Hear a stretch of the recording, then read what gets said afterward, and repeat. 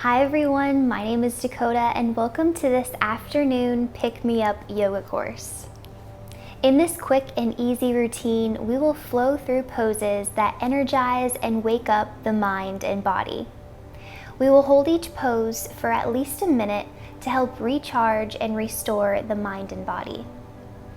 This course you can do anywhere or anytime you need to get up and get moving.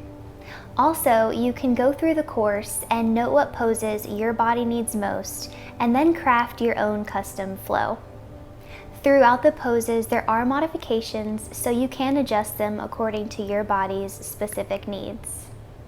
For this sequence, we will need a yoga mat or a soft grounded surface, a yoga block to help with balancing and comfort, and also optionally a blanket, a bolster, a pillow to rest on in some various poses. Now that all being said, whenever you're ready, let's hop on the mat and get started.